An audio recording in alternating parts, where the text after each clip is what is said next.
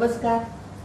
स्वाद चॅनलमध्ये तुमच्या सगळ्यांचं स्वागत. आणि इतका छान बाहेर पाऊस पडतोय आणि अशी छान पावसाळी हवा आणि काहीतरी गरम गरम खायला पाहिजे. कांद्याच्या भजीशिवाय दुसरं छान काय असू शकेल. आज मी तुम्हाला 2 प्रकारचे कांद्याची भजी शिकवणार आहे. आता आपण साहित्याकडे वळूया. मी थोडं तेल गरम करायला ठेवलेलं आहे. मीठ, तीळ, धने पावडर, मिरचीचं बारीक चिरलेली, कोथिंबीर, ओवा, धने पावडर आणि लाल तिखट.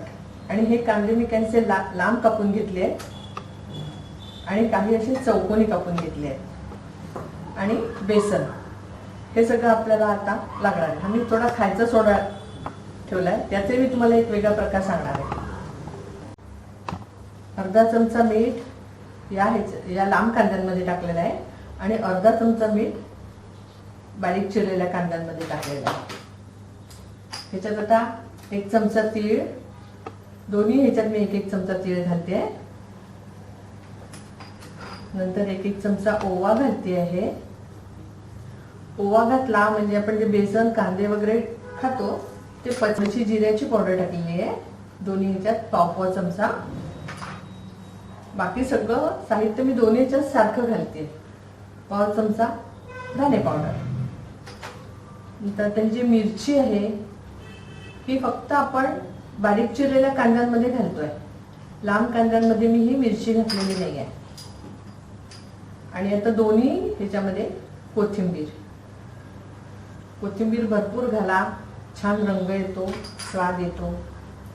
आता फक्त हा जो बारीक चिरलेला कांदा आहे ह्याच्यात मी पाव चमचा सोडा घालते.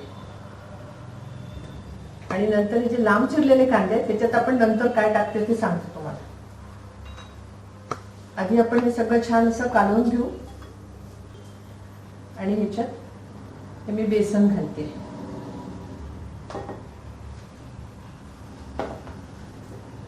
हे सगळं मिसळून घेतलं. थोडंसं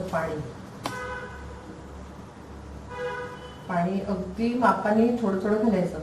खूप एकदम घातलं तर मग कांद्याची बेसन पुन्हा घालावं लागेल आणि कांद्याची क्वांटिटी कमी होईल.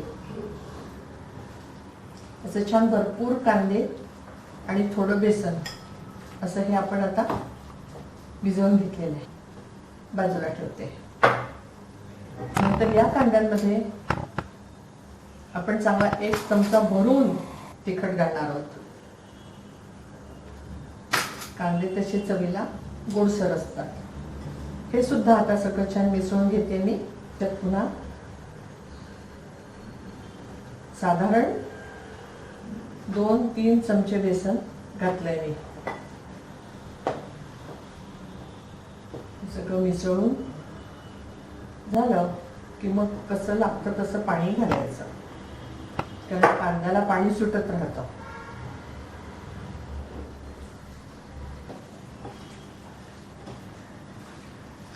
आता या लांब चिरलेल्या कांद्यांमध्ये आपण तिखट घातलाय आणि सोडा घातलेला नाही, खाण्याचा सोडा. तर आपण आता ह्याच्यात हे छान गरम तेल झालेलं आहे.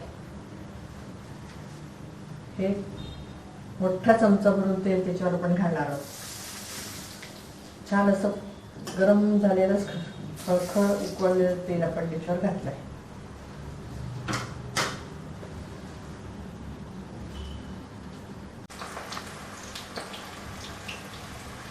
अशी छान छोटी छोटी भजी आपण टाकून घेतलेली आहेत. भरपूर कांदा असलेली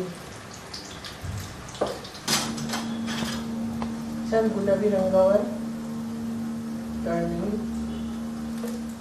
कांदा भजी. आता ही लांब चिरलेले कांद्याची भजी आपण तळून घेतलेली आहे. आता आपण हे जे बारीक चिरले होते आणि ज्याच्यात सोडा आणि मिरची घातली आहे त्या कांद्याचे भजी करू आपण. आणि ह्याच्यात सोडा मी याच्यासाठी घातला की मिरची घातली आहे, त्याच्यामुळे याचा रंग छान पिवळा राहील. कांद्यामध्ये सोडा घातला तर त्याचा रंग लालच येणार, याचा रंग छान पिवळा राहील. तर छान पिवळे पण कुरकुरीत आणि हे अतिशय क्रिस्पी आहेत.